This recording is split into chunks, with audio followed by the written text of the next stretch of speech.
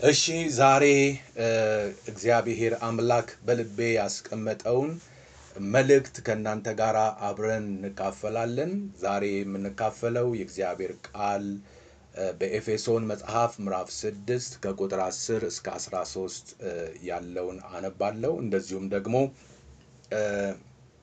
በአንደኛ ጴጥሮስ መጽሐፍ ምዕራፍ 5 ቁጥር 8 ላይ ያሉ ሁለት የመጽሐፍ ቅዱስ ክፍሎችን መሰረት እናደርግና የዲያብሎስን ጥቃት ማሸነፍ በሚል ርዕስ ነው የእግዚአብሔርን ቃል የምንካፈለው። የመጀመሪያ የማነበው በኤፌሶን መጽሐፍ ምዕራፍ 6 ቁጥር 10 እስከ 13 እንደዚህ ይላል። በቀረውስ በጌታና በኃይሉ ችሎት የበረታችሁ ሁኑ፣ የዲያብሎስን ሽንገላ ትቃወሙ ዘንድ እንዲቻላችሁ የእግዚአብሔርን ዕቃ ጦር ሁሉ ልበሱ። መጋደላችን ከደምና ከሥጋ ጋር አይደለምና ከአለቆችና ከሥልጣናት ከዚህም ከጨለማ ዓለም ገዢዎች ጋር በሰማያዊ ስፍራ ካለ ከክፋት መንፈሳውያን ሰራዊት ጋር ነው እንጂ በማለት ይናገራል። ቁጥር 13 ላይ ደግሞ ስለዚህ በክፉ ቀን ለመቃወም ሁሉን ፈጽማችሁ ለመቆም እንድትችሉ የእግዚአብሔርን ዕቃ ጦር ሁሉ አንሱ በማለት ይነግረናል። በአንደኛ ጴጥሮስ መጽሐፍ ምዕራፍ 5 ቁጥር 8 ላይ ደግሞ በመጠን ኑሩ ንቁም፣ ባላጋራችሁ ዲያብሎስ የሚውጠውን ፈልጎ እንደሚያገሳ አንበሳ ይዞራልና በማለት የእግዚአብሔር ቃል ይነግረናል። ዛሬ እንግዲህ የመልእክቴ ርዕስ የዲያብሎስን ጥቃት ማሸነፍ የሚል ነው። በዚህ ርዕስ ላይ ተመስርተን የመግቢያ ሐሳብን አነሳለሁ። የመግቢያ ሐሳቤ በዚህ ምድር ላይ ያንዳንዳችን የምንኖረው በመንፈሳዊ ውጊያ ውስጥ በመሆኑ ለኛ ለክርስቲያኖች በእግዚአብሔር ለምናምን ሰዎች ማለት ነው ሕይወት ብርቱ ተጋድሎ የሞላበት ስለሆነ እንዲሁ ቀላል አይደለም። የዚህ ዓለም ገዢ የሆነው ዲያብሎስ በተለያዩ መንገዶች ሕይወታችንን ለማጥቃት በሚያደርገው እንቅስቃሴ ውስጥ ሐሳባችንን፣ አካላችንን ወይም ደግሞ ሰውነታችንን፣ ከእግዚአብሔር ጋር ያለንን ግንኙነት፣ ከቤተሰብ ጋር የሚኖረንን ኅብረት፣ በምንሰራው ሥራ፣ በአገልግሎት፣ በኢኮኖሚ ውጤታማ እንዳንሆን የሚቻለውን ጥቃት ያደርጋል። ይሁን እንጂ ለእያንዳንዳችን ኢየሱስ ክርስቶስ በመስቀሉ ሥራ በዲያብሎስ ጥቃቶች ላይ በዲያብሎስ ኃይል ሁሉ ላይ ድልን ሰጥቶናል። የእግዚአብሔር ስም የተባረከ ይሁን። በዮሐንስ ወንጌል መጽሐፍ ምዕራፍ 16 ቁጥር 33 ላይ ጌታ ኢየሱስ ክርስቶስ ለደቀ መዛሙርቱ እንዲህ በማለት ሲናገራቸው ነበረ። በእኔ ሳላችሁ ሰላም እንዲሆንላችሁ ይህን ተናግሬያችኋለሁ። በዓለም ሳላችሁ መከራ አለባችሁ፣ ነገር ግን አይዟችሁ እኔ ዓለምን አሸንፌዋለሁ በማለት ጌታ ኢየሱስ ሲናገር እንሰማለን። ከዚህ በመነሳት ታዲያ የዲያብሎስን ጥቃት ለማሸነፍ ማድረግ ያሉብን ነገሮች ምንድናቸው የሚል ጥያቄ እናንሳና የዲያብሎስን ጥቃት ለማሸነፍ ማድረግ ስላለብን ነገር ነጥቦችን እያነሳን እንመልከት። የዲያብሎስን ጥቃት ለማሸነፍ ማድረግ ካለብን ነገር መካከል የመጀመሪያው አንደኛ የማነሳው ሐሳብ የዲያብሎስን የጥቃት ዘዴዎችን ወይም መንገዶችን ማወቅ ነው። ዲያብሎስ የሰውን ሕይወት ሲያጠቃ በሥጋ ዓይን የሚታይ አይደለም። ነገር ግን በሰዎች ላይ በሚያደርሰው ጭንቀት፣ ግራ መጋባት፣ ፍርሃት፣ ሐዘን፣ አካላዊ ሕመም፣ ስቃዮች፣ የገንዘብ ችግር፣ የትዳር መፍረስ፣ ድብርት፣ ራስን መጥላት፣ ተስፋ መቁረጥ በእነዚህና በመሳሰሉት በሚያደርጋቸው ሥራዎቹ ምን ያህል በሰው ሕይወት ላይ ጥቃት እያደረሰ እንዳለ የሚገለጥ ነው። ዲያብሎስ የሰውን ሕይወት ለማጥቃት የሚጠቀምባቸው 4 መንገዶችን እንመልከት። ዲያብሎስ የሰውን ሕይወት ለማጥቃት የሚጠቀምበት የመጀመሪያው መንገድ በሐሰት ይሰራል ወይም ደግሞ ውሸትን እውነት በማድረግ ለሰዎች ያሳያል። ዲያብሎስ የሰውን ሕይወት ለማጥቃት ከሚሰራባቸው መንገዶች መካከል እንግዲህ ውሸትን እውነት አድርጎ ማሳየት ሲሆን ይህን መንገድ ከኤደን ገነት ጀምሮ አዳምንና ሔዋንን ለማሰናከል ተጠቅሞበት ውጤታማ አድርጎታል። በዘፍጥረት መጽሐፍ ምዕራፍ 3 ከቁጥር 1 ጀምሮ ይህንን ሐሳብ በግልጥ ያስቀምጣል። እንዲህ ይላል፣ እባብ እግዚአብሔር አምላክ ከፈጠረው ከምድር አውሬ ሁሉ ይልቅ ተንኮለኛ ነበረ። ሴቲቱንም በውኑ እግዚአብሔር ከገነት ዛፍ ሁሉ እንዳትበሉ አዟልን? አላት። ሴቲቱም ለእባቡ አለችው፣ በገነት ካለው ከዛፍ ፍሬ እንበላለን። ነገር ግን በገነት መካከል ካለው ከዛፉ ፍሬ እግዚአብሔር አለ እንዳትሞቱ ከእርሱ አትብሉ፣ አትንኩትም። እባብም ለሴቲቱ አላት፣ ሞትን አትሞቱም። ከእርሷ በበላችሁ ቀን ዓይኖቻችሁ እንዲከፈቱ እንደ እግዚአብሔር መልካምንና ክፉን የምታውቁ እንድትሆኑ እግዚአብሔር ስለሚያውቅ ነው እንጂ። ሴቲቱም ዛፉን ለመብላት ያማረ እንደሆነ ለዓይንም እንደሚያስጎመጅ ለጥበብም መልካም እንደሆነ አየች። ከፍሬውም ወሰደችና በላች፣ ለባልዋም ደግሞ ሰጠችው፣ እርሱም ከእርሷ ጋር በላ። የሁለቱም ዓይኖች ተከፈቱ፣ እነርሱም ራቁታቸውን እንደሆኑ አወቁ። የበለስንም ቅጠሎች ሰፍተው ለነርሱ ለራሳቸው ግልድም አደረጉ በማለት በኤደን ገነት የመጀመሪያዎቹ ሰዎች የሆኑትን አዳምንና ሔዋን ምን ያህል ሰይጣን ውሸት የሆነውን ነገር እውነት እንደሆነ አድርጎ በማቅረብ እንዳታለላቸው፣ እንደበረታባቸው፣ እንዳጠቃቸውና መጨረሻም ላይ ውሸትን እውነት አድርጎ በማቅረቡ ምክንያት እንደተሸነፉ ይሄ ታሪክ በግልጥ ይነግረናል። እንግዲህ ከዚህ በመነሳት ውሸት ወገኖቼ ሆይ የዲያብሎስ የጥቃት መሳሪያ በመሆኑ ውሸትን በሕይወታችን ከመለማመድ መጠንቀቅ ይኖርብናል። ብዙ ሰዎችም በዚህ ውሸት በተባለ የዲያብሎስ ወጥመድ ሕይወታቸው የተያዘ ነው። ቀለል አድርገን የምንለማመዳቸው ውሸቶች በእውነት ላይ እንዳንቆም ከማድረግ አልፈው በሰዎች ዘንድ ታማኝነታችንን ጥያቄ ውስጥ ይከተዋል። ከሕይወታችን ትንሽ የምንለው ውሸት ከሕይወታችን ትንሽ የምንላቸው የውሸት ዘር ቶሎ ካላስወገድነው ትልቅ የውሸት ዛፍ ሆኖ ማደጉ የማይቀር ነው። የእግዚአብሔር ቃል በዮሐንስ ወንጌል መጽሐፍ ምዕራፍ 8 ቁጥር 44 ላይ እንዲህ ይላል፣ እናንተ ከአባታችሁ ከዲያብሎስ ናችሁ፣ የአባታችሁንም ምኞት ልታደርጉ ትወዳላችሁ።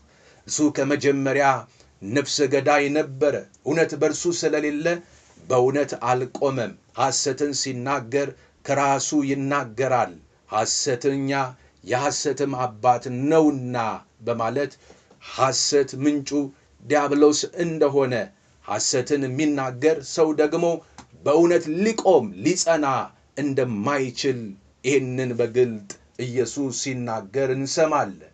ዲያብሎስ የሰውን ሕይወት ለማጥቃት የሚጠቀምበትን መንገድ ስንመለከት በሁለተኛ ደረጃ የማነሳው ሐሳብ በፍርሃት እምነትን ማጥፋት ነው። ዲያብሎስ ሰዎች በእግዚአብሔር ላይ ያላቸውን እምነት እንዲጥሉ የተለያዩ ወጀቦችንና የመከራ ንፋሶችን በሰዎች ላይ ያመጣል። ፍርሃትንና ጭንቀትን፣ ጥርጣሬን በሕይወታቸው ላይ ይዘራል። በርስ በርስ ግንኙነታቸው ላይ መተማመን እንዳይኖር ያደርጋል። ከዚህ በመነሳት ወገኖቼ ሆይ እግዚአብሔር ካንተ ጋር ቢሆን ይህ ለምን ሆነ የሚል ጥያቄ በሰዎች ሕይወት ውስጥ ይጨምራል። ይህን ሁሉ ሲያደርግ ሰይጣን ዓላማው ምንድነው ካላችሁኝ፣ እምነትን መስረቅና ማስጣል ነው። የሚችለውን ያህል ያለንን እምነት ለመስረቅ ጠላት ምን ያደርጋል መሰላችሁ? ሕይወታችንን በፍርሃት ማዕበል ይመታል ማለት ነው። በሕይወታችን ላይ የሚያስፈሩ ማዕበሎች በሚነሱበት ጊዜና ሰዓት ዓላማቸው እምነታችንን በእግዚአብሔር ላይ ያለንን መተማመን የሚያስጥሉ መሆናቸውን መገንዘብ ያስፈልገናል። ለዚህ ማሳያ የሚሆነን በመጽሐፍ ቅዱስ ውስጥ አንድ ታሪክን እናንሳና እንመልከት። ማርቆስ ወንጌል መጽሐፍ ምዕራፍ 4 ከቁጥር 35 ጀምሮ እንደዚህ ይላል። በዚያም ቀን በመሸ ጊዜ ወደ ማዶ እንሻገር አላቸው። ሕዝቡንም ትተው በታንኳ እንዲያወሰዱት ሌሎች ታንኳዎች ከእርሱ ጋር ነበሩ። ብርቱ አውሎ ነፋስም ተነሳና ውሃው በታንኳይቱ እስኪሞላ ድረስ ማዕበሉ በታንኳይቱ ይገባ ነበረ። እርሱም በስተኋላ ትራስ ተንተርሶ ተኝቶ ነበረ። አንቅተውም መምህር ሆይ ስንጠፋ አይገድህምን አሉት። ነቅቶም ነፋሱን ገሰጸው፣ ባህሩንም ዝም በል ጸጥ በል አለው። ነፋሱም ተወ፣ ታላቅ ጸጥታም ሆነ። እንዲህ የምትፈሩት ስለምን ነው? እንዴትስ እምነት የላችሁም አላቸው። እጅግም ፈሩና እንግዲህ ነፋስም ባህርም የሚታዘዙለት ይህ ማን ነው ተባባሉ ይላል። ይህ ያነበብኩላችሁ ታሪክ እንደሚያሳየን ጌታ ኢየሱስ ክርስቶስ በመሸ ጊዜ ደቀ መዛሙርቱን ወደ ማዶ እንሻገር አላቸው። ጌታ ኢየሱስ ወደ ማዶ እንሻገር ሲል ወደ ማዶ በሚሻገሩበት በዛ ባህር ላይ ሊመጣ ያለውን ነገር ያውቃል። የሚገጥማቸውን ችግር ያውቃል። የሚመጣውን ነፋስ ያውቃል። ችግር እንዳለ የሚመጣ ነፋስ እንዳለ ያወቀ ግን አስቀድሞ ጌታ ምን አለ? ወደ ማዶ እንሻገር አለ። ከዚህ በመነሳት ታዲያ ደቀ መዛሙርቱ ጌታ ወዳላቸው ለመሄድ በተነሱ ጊዜና ሰዓት ጥቂት ከተራመዱ በኋላ በዛ በሚሄዱበት ባህር ላይ ነፋስ መጣ፣ ወጀብ ቀሰቀሰ። የሚሄዱበትን ታንኳ ማናወጥ ጀመረ። እነሱም የሚችሉትን ያህል ወገኖቼ ያንን ነፋስ አልፈው ለመሄድ ሲታገሉ ቆዩ። የሚችሉትን ጥረት ሲያደርጉ ቆዩ። ነፋሱ ግን ሊቆም አልቻለም፣ ጸጥ ሊል አልቻለም። መንገዳቸውን በደህና እንዲጓዙ አልፈቀደላቸውም። ይልቁኑ እየፈሩ እየተጠራጠሩ ካሁን ይሄ ማዕበል፣ ይሄ ነፋስ፣ ይሄ ወጀብ ሊያጠፋን ነው ሲሉ እምነታቸው ሲሸረሸር ነው የምናየው። በኋላ ጌታ ኢየሱስ ክርስቶስን ከተኛበት ስፍራ ቀስቅሰው ጌታ ሆይ ስንጠፋ አይገድህምን በማለት ከቀሰቀሱት በኋላ ኢየሱስ ተነስቶ ነፋሱን ገሰጸው፣ እንዲህ አለው፣ ዝም በል ጸጥ በል አለው። ነፋሱም ተወ፣ ታላቅ ጸጥታም ሆነ። ከዛ በኋላ እንዲህ አላቸው፣ እንዲህ የምትፈሩት ስለምንድን ነው? እንዴትስ እምነት የላችሁም አላቸው ይላል። ወገኖች ሆይ እንግዲህ በሕይወታችን የሚነሱ ወጀቦች፣ የሚመጡ ፈተናዎች፣ የሚመጡ ተግዳሮቶች፣ ዙሪያችንን የሚከቡን የተለያዩ ፈተናዎች ዓላማቸው ምንድን ነው ከተባለ እምነትን ማስጣል፣ ማስፈራት፣ ማስደንገጥ፣ ተስፋ ማስቆረጥ ነው። ዛሬ ይህንን ቃል የምትሰሙ በሕይወታችሁ ወጀብ የተነሳ፣ በኑሯችሁ ነፋስ የተነሳ ዙሪያችሁን ማዕበል ከቧችሁ እምነታችሁን ያስጣላችሁ፣ ተስፋ ያስቆረጣችሁ ወገኖቼ ሆይ እግዚአብሔር አምላክ የተነሳባችሁን ማዕበል ጸጥ ያደርገዋል። ወጀቡን ጸጥ ያደርገዋል። እምነታችሁን ያስጣለውን የሚታገላችሁን ይሄንን የሚታገላችሁን ኃይል እግዚአብሔር ጸጥ ያደርገዋል። ክብር ለመንፈስ ቅዱስ ይሁን። እነሆ ሳምንታችሁ በነውጥ ውስጥ ያለፈ፣ በወጀብ ውስጥ ያለፋችሁ፣ በሰልፍ ውስጥ ያለፋችሁ፣ ግራ በመጋባት ውስጥ ያለፋችሁ ወገኖቼ ሆይ ዛሬ እግዚአብሔር አምላክ ይህንን ቃል እንዲሁ አላከም። ያኔ ወጀቡን ተነስቶ የገሰጸው ጌታ ዛሬም ወጀባችሁ ሊገስጽ ይነሳል። ሃሌሉያ! በቤታችሁ ላይ የተነሳውን ማዕበል፣ በኑሯችሁ ላይ የተነሳውን ማዕበል፣ በቢዝነሳችሁ ላይ የተነሳውን አስጨናቂ ማዕበል ዛሬ ጸጥ ያደርግላችኋል። የእግዚአብሔር ስም የተባረከ ይሁን። ክብር ለመንፈስ ቅዱስ ይሁን። ዲያብሎስ የሰውን ሕይወት ለማጥቃት ከሚጠቀምባቸው መንገዶች መካከል አራት አነሳለሁ ብያለሁ። ሶስተኛው በመከራ ውስጥ የእግዚአብሔርን ፍቅር እንዳንታመን ለማድረግ ልዩ ልዩ ፈተናዎችን ይጠቀማል።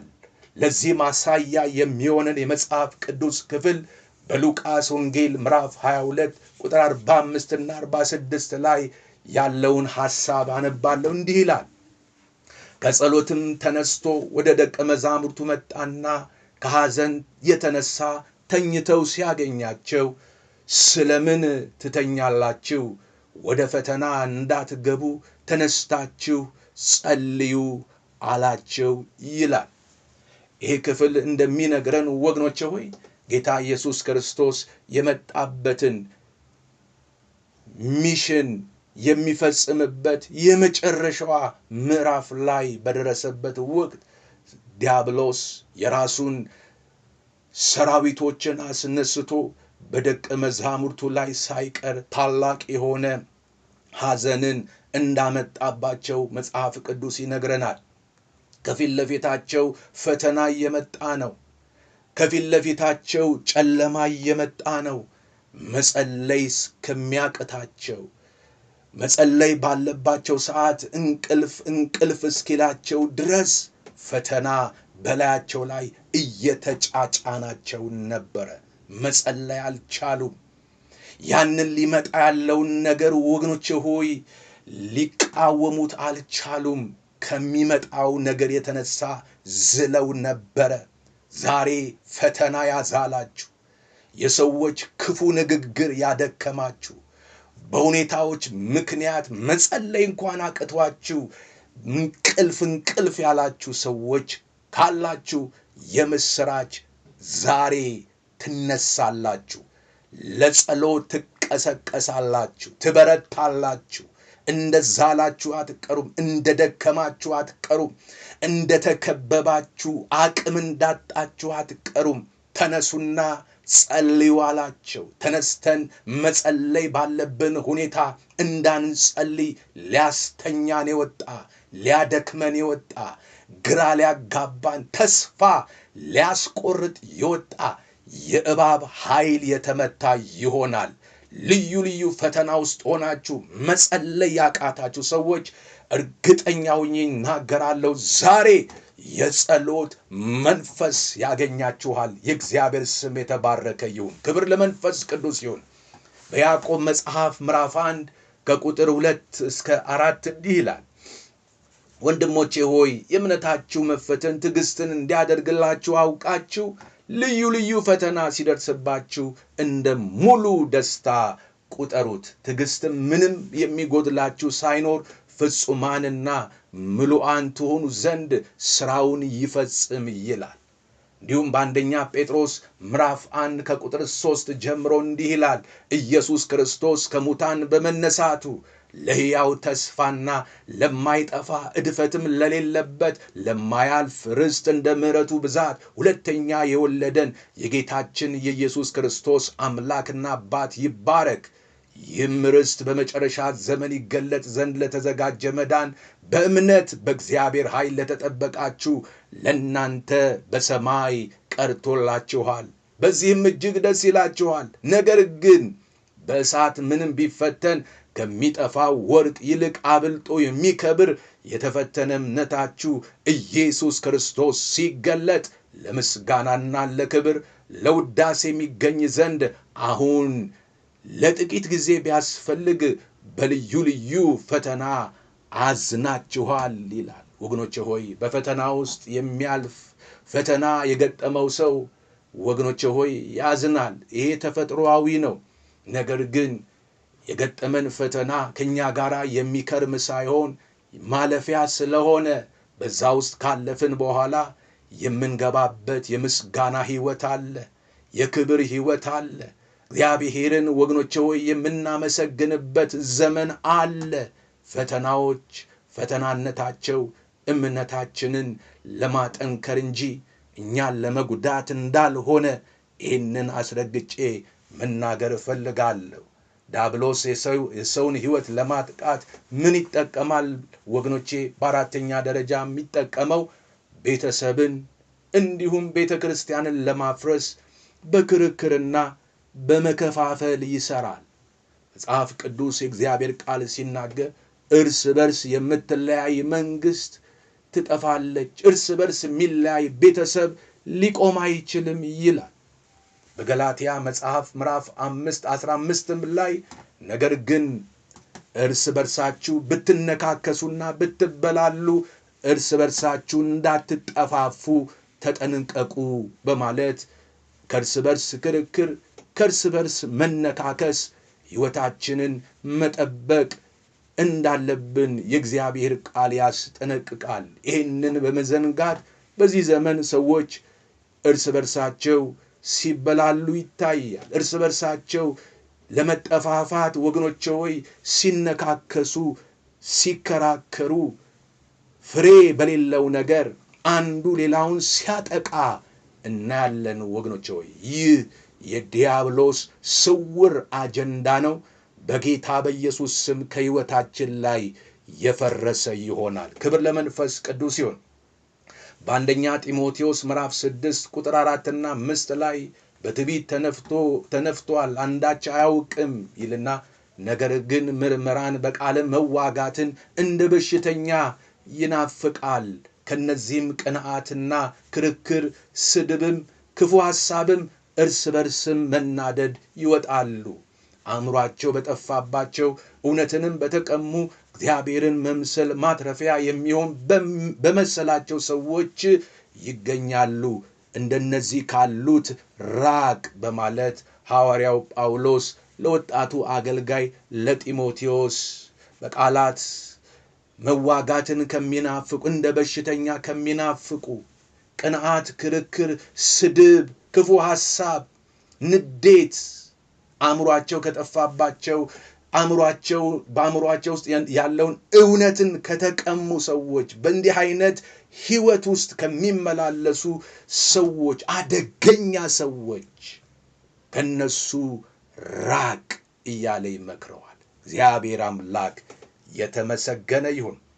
ሌላው እንግዲህ የትምህርቴ ዋና ርዕስ የዲያብሎስን ጥቃት ማሸነፍ የሚል ነውና የዲያብሎስን ጥቃት ለማሸነፍ ማድረግ ያለብን ሁለተኛውን ሐሳብ አነሳለሁ።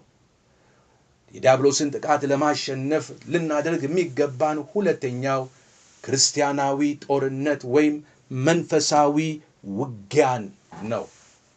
ኤፌሶን 6:12 ላይ መጋደላችን ከደምና ከሥጋ ጋር አይደለም፣ ከአለቆችና ከሥልጣናት ጋር፣ ከዚህም ከጨለማ ዓለም ገዢዎች ጋር፣ በሰማያዊ ስፍራ ካለ ከክፋት መንፈሳዊያን ሰራዊት ጋር ነው እንጂ በማለት ይናገራል። በሕይወታችን የሚገጥሙን ልዩ ልዩ የዲያብሎስ ጥቃቶችን ለማሸነፍ ወገኖቼ በስነ ልቦና መዘጋጀት፣ ለድል የሚያበቁ መንፈሳዊ ሕጎችንም መከተል ያስፈልጋል። መንፈሳዊ ውጊያዎች የሚደረጉበትንም ሜዳ ማወቅ ደግሞ አንዱ ለድል የሚያበቃ ሕግ ነው። ዲያብሎስ በሰው ሕይወት ላይ ጥቃትን የሚከፍተው አእምሮን እንደ ምሽግ ተጠቅሞ በመሆኑ በአእምሮ ላይ የመሸጉ የጠላትን ሐሳቦችን ልናፈራረሳቸው ይገባል። እግዚአብሔር አምላክ የተመሰገነ ይሁን። ለዚህ ማሳያ የሚሆነን በእግዚአብሔር ቃል ውስጥ ሁለተኛ ቆሮንቶስ ምዕራፍ 10 ከቁጥር 3 ጀምሮ እንዲህ ይላል። በሰው ልማድ ምንም እንኳ የምንመላለስ ብንሆን እንደ ሰው ልማድ አንዋጋም፣ የጦር ዕቃችን ሥጋዊ አይደለምና ምሽግን ለመስበር ግን በእግዚአብሔር ፊት ብርቱ ነው። የሰውን ሐሳብ በእግዚአብሔር ዕውቀት ላይ የሚነሳውን ከፍ ያለውን ነገር ሁሉ እናፈርሳለን፣ ለክርስቶስም ለመታዘዝ አእምሮን ሁሉ እንማርካለን በማለት ይናገራል። አንድ ለውጊያ ዝግጁ የሆነ ወታደር ለውጊያ ተገቢ የሆነ ልብስ መልበስና የውጊያ መሳሪያዎችን ለድል የሚያበቁ የጦር መሳሪያዎችን መታጠቅ እንዳለበት ሁሉ ለመንፈሳዊ ውጊያ የተዘጋጀ አማኝም መንፈሳዊ ልብስ መልበስና መንፈሳዊ ትጥቆችን መታጠቅ ይኖርበታል። ከዚህ በተጨማሪ ለድል የሚያበቃ የስነ ልቦና ዝግጅት ያስፈልገዋል። ወታደር ከመለያ ልብሱ ከታጠቀው የውጊያ መሳሪያ ባሻገር የስነ ልቦና ዝግጅት ከሌለው በውጊያ ሜዳ ላይ ተሸናፊ ይሆናል። እንዲሁም በመንፈሳዊ ውጊያ ውስጥ ያለ አማኝ በስነ ልቦና ካልተዘጋጀ መንፈሳዊ ውጊያን ለማሸነፍ አይችልም። በመንፈሳዊም ይሁን በአካላዊ ውጊያ ውስጥ አሸናፊነትም ሆነ ተሸናፊነት የሚጀምረው ወገኖች ከውስጥ በኩል ነው። ለዚህ ማሳያ የሚሆነንን ሁላችንም የምናውቀው አንድ የመጽሐፍ ቅዱስ ታሪክ እንመልከት። ታሪኩ የሚገኘው በአንደኛ ሳሙኤል መጽሐፍ ምዕራፍ 17 ከቁጥር 31 ጀምሮ ነው። እንዲህ ይላል። ዳዊትም የተናገረው ቃል ተሰማ፣ ለሳኦልም ነገሩት፣ ወደ እርሱም አስጠራው። ዳዊት ሳኦልን ስለ እርሱ የማንም ልብ አይውደቅ፣ እኔ ባሪያ ሄጄ ያን ፍልስጤማዊ ወገዋለሁ አለ። ሳኦልም ዳዊትን አንተ ገና ብላቴና ነህ፣ እርሱም ከብላቴንነቱ ጀምሮ ጦረኛ ነውና ይህን ፍልስጤማዊ ለመውጋት ትሄድ ዘንድ አትችልም አለው።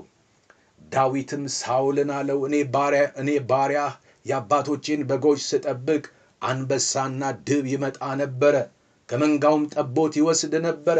በኋላው መከተለውና እመታው ነበረ፣ ከአፉም አስጥለው ነበረ። በተነሳብኝም ጊዜ ጉሮሮውን ይዤ መታውና እገለው ነበረ። እኔ ባሪያ አንበሳና ድብ መታው። ይህም ያልተገረዘው ፍልስጤማዊ የሕያው አምላክ ጭፍሮች ተገዳድሯልና ከእነርሱ እንዳንዱ ይሆናል። ዳዊትም ከአንበሳና ከድብ እጅ ያስጣለኝ እግዚአብሔር ከዚህ ፍልስጤማዊ እጅ ያስጥለኛል አለ። ሳኦልም ዳዊትን ሂድ፣ እግዚአብሔርም ካንተ ጋር ይሆናል አለው። ሳኦል ዳዊትን የገዛ ልብሱን አለበሰው፣ በራሱም ላይ የናስ ቁር ደፋለት፣ ጥሩርም አለበሰው። ዳዊትም ሰይፉን በልብሱ ላይ ታጠቀ፣ ገናም አልፈተነውምና መሄድ ሞከረ። ዳዊትም ሳኦልን አልፈተንኩትምና እንዲህ ብዬ መሄድ አልችልም አለው። ዳዊትም አወለቀ፣ በትሩንም በእጁ ወሰደ፣ ከወንዝም 5 ድብልቡል ድንጋዮች መረጠ፣ በረኛ ኮረጆም በኪሱ ከተታቸው፣ ወንጭፍም በእጁ ነበር። ወደ ፍልስጤማዊውም ቀረበ። ፍልስጤማዊውም መጥቶ ወደ ዳዊት ቀረበ፣ ጋሻ ጃግሬም በፊቱ ይሄድ ነበረ። ጎልያድም ዳዊትን ትኩር ብሎ አየው፣ ቀይ ብላቴና መልኩ ያማረ ነበርና ናቀው። ፍልስጤማዊውም ዳዊትን በትር ይዘህ የምትመጣብኝ እኔ ውሻ ነኝን? አለው። ፍልስጤማዊውም በአምላኮቹ ስም ዳዊትን ረገመው። ፍልስጤማዊውም ዳዊትን ወደ እኔና ሥጋህን ለሰማይ ወፎች ለምድር አራዊት እሰጣለሁ አለው።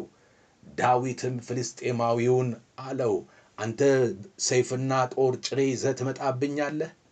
እኔ ግን ዛሬ በተገዳደርከው በእስራኤል ጭፍሮች አምላክ ስም በሰራዊት ጌታ በእግዚአብሔር ስም እመጣብሃለሁ። እግዚአብሔር ዛሬ አንተን በእጄ አሳልፎ ይሰጣል፣ እመታህም አለው፣ ራስህንም ከአንተ ላይ አነሳለሁ።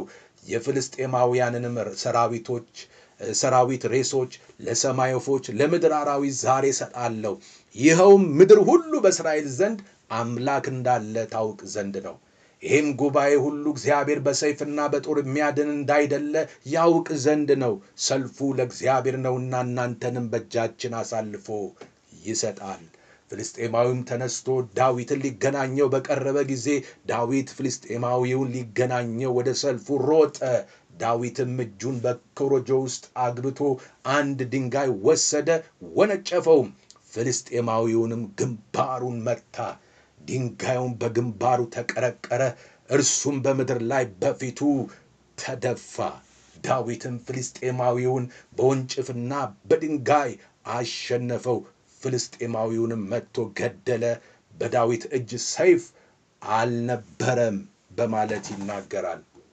እንግዲህ ይህን ታሪክ እንደ ማሳያ ያቀረብኩበት ዋናው ምክንያት በዕለት ተዕለት ኑሮ የሚገጥመንን መሬት ላይ ያለውን ችግር፣ መሬት ላይ ያለውን ተግዳሮት፣ መሬት ላይ ያለውን ሰልፍ ለማሸነፍ አስቀድመን በአእምሯችን ውስጥ ማሸነፍ አለብን።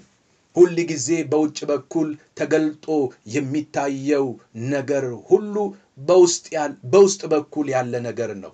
ስለዚህ በመንፈሳዊ ውጊያ ውስጥ አሸናፊ ለመሆን ክርስቶስን መልበስና መንፈሳዊ መሳሪያዎችን መታጠቅ አለብን። በስነ ልቦና ደረጃ የክርስቶስ ልብን ከያዝን መንፈሳዊ የጦር መሳሪያዎችን በሚገባ ከታጠቅን በየትኛውም የህይወት አቅጣጫ ከዲያብሎስ በሚከፈትብን ውጊያዎች ሁሉ አሸናፊዎች እንጂ ተሸናፊዎች ልንሆን አንችልም። እግዚአብሔር አምላክ የተመሰገነ ይሁን። ሌላ በሐዋርያት ሥራ መጽሐፍ ምዕራፍ 19 ከቁጥር 13 እስከ 15 ላይ አጋንንት እያወጡ ይዞሩ ከነበሩ አይሁድ አንዳንዶች ጳውሎስ በሚሰብከው በኢየሱስ እናምላችኋለን እያሉ ክፉ መናፍስትን ባሉባቸው ላይ የጌታን የኢየሱስን ስም ይጠሩባቸው ዘንድ ሞከሩ ይላል። የካህናትም አለቃ ለሆነ አስቄዋ ለሚሉት ለአንድ አይሁዳዊ ይህን ያደረጉ 7 ልጆች ነበሩት። ክፉ መንፈስ ግን ኢየሱስን አውቀዋለሁ፣ ጳውሎስንም አውቀዋለሁ፣ እናንተስ እነማን ናችሁ አላቸው ይላል። እነዚህ የአስቄዋ ልጆች በጣም የሚገርሙ ናቸው። ከክርስቶስ ጋር ህብረት የላቸው። ክርስቶስን በግል ህይወታቸው አያውቁትም። ነገር ግን ሌሎች ሲያደርጉ አይተው ጳውሎስ በሚያወጣው በኢየሱስ ክርስቶስ ስም ብለው በአጋንንት የተያዘ ሰው ላይ እጅ መጫን ሲሞክሩ ያ አጋንንት ተነስቶ ራቁታቸውን ሮጠው እስከሚሸሹ ድረስ በረታባቸው ይላል። ለምን? ክርስቶስን አያውቁትም፣ በክርስቶስ አይኖሩም። እንዲሁም ደግሞ መንፈሳዊ የጦር ዕቃ አልያዙም። እንዲሁ በሙከራ አጋንንትን ለማስወጣት ወጥተው በአጋንንት ተቀጥቅጠው ተዋርደው ሸሽተው ነፍሳቸውን እንዳዳኑ መጽሐፍ ቅዱስ የእግዚአብሔር ቃል ይነግረናል። ስለዚህ ወገኖቼ ሆይ በክርስቶስ ኢየሱስ ያለን ሰዎች ጌታን እንደ ግል አዳኝ አድርገን የተቀበልን በእርሱ ውስጥ የምንኖር ሰዎች ስልጣን ተሰጥቶናል፣ ኃይል ተሰጥቶናል። ጠላትን የምንረታበት የምናሸንፍበት መንፈሱን ሰጥቶናል፣ ቃሉን ሰጥቶናል። ስለዚህ ጠላት በእኛ ፊት መቆም አይችልም። ክፉ በእኛ ፊት መቆም መዘባበት ፈጽሞ አይችልም። ክብር ለመንፈስ ቅዱስ ይሁን። የዲያብሎስን ጥቃት ለማሸነፍ ማድረግ ያለብን ሶስተኛውን ሐሳብ እናያለን። አንድ ይቀረኛል ከዚህ በኋላ የእግዚአብሔርን ጦር መሳሪያ መያዝ የሚለውን ሐሳብ እንመልከት። በኤፌሶን መጽሐፍ ምዕራፍ 6 ከቁጥር 13 እስከ 18 ልንይዛቸው የተገቡ የእግዚአብሔር የጦር ዕቃዎች መንፈሳዊ የጦር መዋጊያዎች በዝርዝር ተጽፈዋል። አንድ ባንድ እንመለከታቸዋለን። እንዲህ ይላል፣ ስለዚህ በክፉ ቀን ለመቃወም ሁሉንም ፈጽማችሁ ለመቆም እንድትችሉ የእግዚአብሔርን ዕቃ ጦር ሁሉ አንሱ። እንግዲህ ወገባችሁን በእውነት ታጥቃችሁ የጽድቅንም ጥሩር ለብሳችሁ በሰላምም ወንጌል በመዘጋጀት እግሮቻችሁ ተጫምተው ቁሙ። በሁሉም ላይ ጨምራችሁ የሚንበለበሉትን የክፉን ፍላጻዎች ሁሉ ልታጠፉ የምትችሉበትን የእምነትን ጋሻ አንሱ። የመዳንን ራስ ቁር የመንፈስንም ሰይፍ ያዙ፣ እርሱም የእግዚአብሔር ቃል ነው። በጸሎትና በልመና ሁሉ ዘወትር በመንፈስ ጸልዩ። በዚህም ሐሳብ ስለ ቅዱሳን ሁሉ እየለመናችሁ በመጽናት ሁሉ ትጉ ይላል። የዲያብሎስን ጥቃት ለማሸነፍ የተሰጡን መንፈሳዊ ትጥቆች ምንድን ናቸው? የዲያብሎስን ጥቃት ለማሸነፍ የተሰጡንን መንፈሳዊ ትጥቆቻችንን አንድ ባንድ እንመልከት። የመጀመሪያው መንፈሳዊ ትጥቃችን የእውነት መታጠቂያ ይባላል። ይህንን የእውነት መታጠቂያ እግዚአብሔር ለእኛ የሰጠን ውሸትን በእውነት እንድናሸንፍ ነው። ዲያብሎስ ሕይወታችንን ለማጥቃት ቅድም መግቢያ ላይ እንደተናገርኩት በውሸት የሚከፍትብንን ውጊያ የምናሸንፈው በክርክር ሳይሆን በማስረዳት ሳይሆን በሙግት ሳይሆን በእውነት ላይ ጸንቶ በመቆም ብቻ ነው። ሔዋን እባብ የነገራትን ውሸት መቃወም ያልቻለችው እግዚአብሔር በነገራት እውነት ላይ ጸንታ ስላልቆመች ነው። ዛሬም በእውነት ላይ ጸንተው ያልቆሙ ሰዎች ለዲያብሎስ ውሸትና ለሐሰት አሰራር ሕይወታቸው የተጋለጠ ነው። የዲያብሎስን ሥራ ለማፍረስ የተሰጠንን ትጥቅ ስንመለከት ሁለተኛው የጽድቅ ጥሩር በመባል ይታወቃል። የጽድቅ ጥሩር በቅንነት መኖር፣ በቅንነት መመላለስን፣ ቅንነትን መያዝ፣ መጠበቅን ያመለክታል። የዲያብሎስን የሽንገላ አሰራርን ለማሸነፍ ልንከተል የሚገባን የሕይወት ሥርዓት የጽድቅን ጥሩር ለብሳችሁ የሚለውን ነው። ወደ ሕይወታችን በየቀኑ የሚመጡ ብዙ የዲያብሎስ ሽንገላዎች፣ ማታለሎችን ለማሸነፍ ሁል ጊዜ ወገኖቼ በትክክለኛ የሕይወት መንገድ መጓዝ እንጂ ለዲያብሎስ ማታለያ እና ማባበያዎች መጓጓትና መታለል ፈጽሞ የለብንም። በየዕለቱ የምንሰማቸው አታላይ አጓጊ የሆኑ የዲያብሎስ ማስታወቂያዎችን ሰምተን አንወሰድ ወዳጆቼ። እውነትን እንፈልግ፣ ውሸትን እንለይ፣ በትክክለኛ የሕይወት መንገድ ላይ እንጓዝ። ይህን ስናደርግ የዲያብሎስን ጥቃት ማሸነፍ እንችላለን። የዲያብሎስን ጥቃት ለማሸነፍ ከተሰጡን ትጥቆቻችን መካከል የሰላም ጫማ በመባል የተገለጠው ነው። የሰላም ጫማ የሚያሳየን የሰላምን ወንጌል መከተልን ነው። አሁን ባለንበት ዘመን ብዙ አድማጭና ተከታይ ያለው ድምፅ አለ፣ ከተማውን ምድሩን ሁሉ የሞላ። በተለይ አሁን ባለንበት ዘመን ብዙ አድማጭና ተከታይ ያለው ድምፅ የሰላም፣ የመባረክ፣ የደህንነት ወንጌል ሳይሆን የመፍረስ፣ የመውደቅ፣ የጥፋት፣ የጦርነት፣ የሞት መልእክቶች ናቸው። በዙሪያችን እንደ ጫማ ሁሉም አይነት መልእክት ስላለ ያገኘነውን ጫማ ሁሉ ማጥለቅ የለብንም። በተለይ ይህ ዘመን የሶሻል ሚዲያ የዲጂታል ዘመን ነው። በዲጂታል ዘመን ውስጥ ሰው ሁሉ ወገኖቼ ሆይ የሚሰማቸው፣ በሰው ሁሉ ጆሮ የሚሰሙ ድምፆች አሉ። እኔ በጣም የሚገርመኝ እንዲህ አይነት ሕይወት የሚታነጽበት፣ ሰዎች የሚድኑበት፣ ሰዎች ረፍትን፣ ሰላምን፣ ፍቅርን፣ ደስታን የሚያገኙበት የሰላም መልእክት ሲነገር ብዙ ሰሚና ብዙ አድማጭ፣ ብዙ ተከታይ የለም።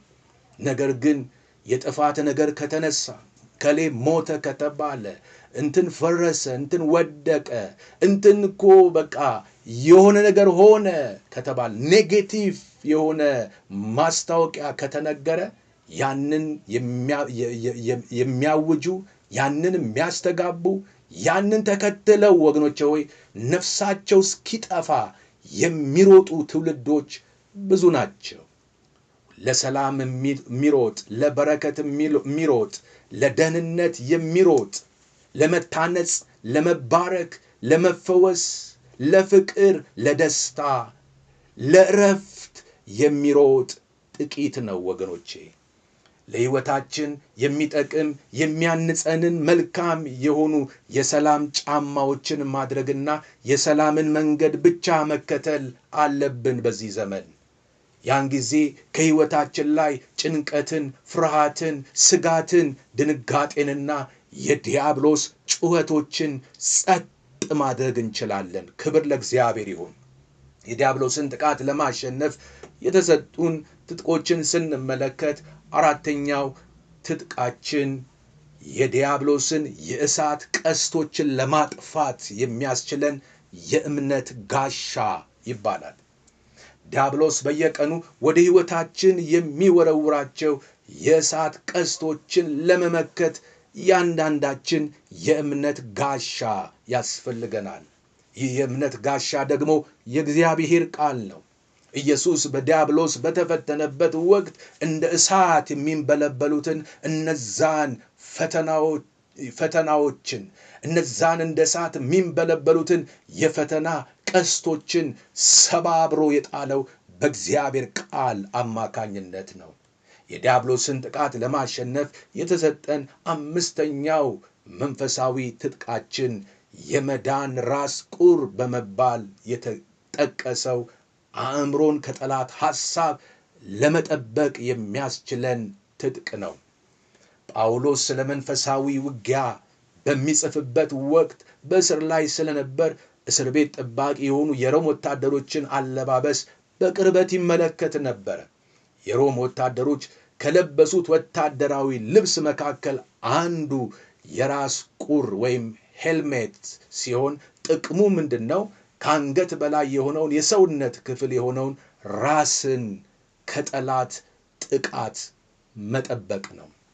የእግዚአብሔርም ቃል ለኔና ለናንተ አጥብቀን መጠበቅ ስላለብን ነገር ሲናገር በምሳሌ 4:23 ላይ አጥብቀ ልብህን ጠብቅ የሕይወት መውጫ ከርሱ ነውና በማለት የሕይወት መነሻ የሆነውን ውስጣችንን አጥብቀን እንድንጠብቅ ታዘናል። እግዚአብሔር አምላክ የተመሰገነ ይሁን። ልባችንን እንደ ራስ ቁር በእግዚአብሔር የተስፋ ቃሎች በመሙላት ልንጠብቀው ያስፈልጋል። ምክንያቱም በውጭ በኩል የምናየው ነገር ሁሉ መነሻው በውስጥ በኩል ስለሆነ። በሉቃስ ወንጌል ምዕራፍ 6 ቁጥር 43 እና 45 ላይ የእግዚአብሔር ቃል እንዲህ ይላል፣ ክፉ ፍሬ የሚያደርግ መልካም ዛፍ የለምና እንዲሁም መልካም ፍሬ የሚያደርግ ክፉ ዛፍ የለም። ዛፍ ሁሉ ከፍሬው ይታወቃልና ከእሾህ በለስ አይለቅሙም፣ ከአጣት ቁጥቋጦ ወይን አይቆርጡም። በልብ ሞልቶ ከተረፈው አፉ ይናገራል። መልካም ሰው ከመልካም መዝገብ መልካሙን ያወጣል፣ ክፉ ሰውም ከልብ ክፉ መዝገብ ክፉን ያወጣል በማለት ይናገራል። ስለዚህ ማንኛውም በኑሮ በእንቅስቃሴያችን ላይ መሬት ላይ የምናያቸው ነገሮች ውጫዊ ነገሮች ሁሉ ከየትም የመጡ ሳይሆኑ ከውስጥ የወጡ እንደሆነ ልንገነዘብ ያስፈልጋል። ስለዚህ ውስጣችንን፣ ልባችንን፣ ሐሳባችንን አጥብቀን በእግዚአብሔር ቃል መጠበቅ የኛ ኃላፊነት ነው። ክብር ለመንፈስ ቅዱስ ይሁን። የዲያብሎስን ጥቃት ለማሸነፍ የተሰጠን ስድስተኛው ትጥቃችን የመንፈስ ሰይፍ የተባለው የእግዚአብሔር ቃል ነው። በማቴዎስ ምዕራፍ 4 ቁጥር 1 ጀምሮ ጌታ ኢየሱስ ክርስቶስ ይህንን የመንፈስን ሰይፍ ተጠቅሞ እንዴት ፈተናን ድል እንዳደረገ የሚናገረውን ታሪክ እንመልከት ወገኖቼ። ከዚያም ወዲያ ኢየሱስ ከዲያብሎስ ይፈተን ዘንድ መንፈስ ወደ ምድረ በዳ ወሰደው። 40 ቀንና 40 ሌሊትን ከጦመ በኋላ ተራበ። ፈታኝም ቀርቦ የእግዚአብሔር ልጅ ከሆንክ እነዚህን ድንጋዮች እንጀራ እንዲሆኑ በል አለው። እርሱም መልሶ ሰው ከእግዚአብሔር አፍ በሚወጣ ቃል ሁሉ እንጂ በእንጀራ ብቻ አይኖርም ተብሎ ተጽፏል አለው። ከዚህም በኋላ ዲያብሎስ ወደ ቅድስት ከተማ ወሰደውና እርሱን በመቅደስ ጫፍ ላይ አቁሞ መላእክቱን ስላንተ ያዝልሃል፣ እግርህን በድንጋይ ከቶ እንዳትሰናከል በእጃቸው ያነሱሃል ተብሎ ተጽፏልና የእግዚአብሔር ልጅስ ከሆንክ ወደ ታች ራስህን ወርውር አለው። ኢየሱስም ጌታ አምላክህን አትፈታተነው ተብሎ ደግሞ ተጽፏል አለው። ደግሞም ዲያብሎስ እጅግ ረጅም ወደ ሆነ ተራራ ወሰደው። የዓለምንም መንግስታት ሁሉ ክብራቸውን አሳይቶ ወድቀህ ብትሰግድልኝ ይህን ሁሉ እሰጥሃለሁ አለው። ያን ጊዜ ኢየሱስ ሂድ አንተ ሰይጣን፣ ለጌታ ለአምላክህ ስገድ፣ እርሱንም ብቻ አምልክ ተብሎ ተጽፏል አለው። ያን ጊዜ ዲያብሎስ ተወው፣ እነሆ መላእክት ቀርበው አገለገሉት ይለናል። እግዚአብሔር አምላክ የተመሰገነው። ይሄ ምንም ማብራሪያ አያስፈልገው። ከዲያብሎስ ዕለት ዕለት የሚመጡ ፈተናዎች አንዳንዶቹ የረቀቁ ናቸው። ግማሽ እውነት ግማሽ ውሸት የሆኑ ሐሳቦች ናቸው። እነዛን ለመለየት ለመቃወም የሚችሉ ሰዎች የእግዚአብሔርን ቃል የመንፈስን ሰይፍ የታጠቁ ሰዎች ብቻ ናቸው። እግዚአብሔር አምላክ የተመሰገነ ይሁን። ክብር ለመንፈስ ቅዱስ ይሁን። የዲያብሎስን ጥቃት ለማሸነፍ የተሰጠንን የመጨረሻውን ትጥቃችንን ሰባተኛውን እንመልከትና ወደ መጨረሻው የመጣን ነው። እግዚአብሔር አምላክ የተመሰገነ ይሁን። ጸሎትና ምልጃ ነው። በኤፌሶን 6:18 ላይ በጸሎትና በልመና ሁሉ ዘወትር በመንፈስ ጸልዩ፣ በዚህም ሐሳብ ስለ ቅዱሳን ሁሉ እየለመናችሁ በመጽናት ሁሉ ትጉ ይለናል። ከዚህ ጋር በማያያዝ ፊልጵስዩስ 4 ከቁጥር 6 እስከ 7 ላይ እንዲህ ይላል፣ ጌታ ቅርብ ነው። በነገር ሁሉ በጸሎትና በምልጃ ከምስጋና ጋር በእግዚአብሔር ዘንድ ልመናችሁን አስታውቁ እንጂ በአንዳች አትጨነቁ።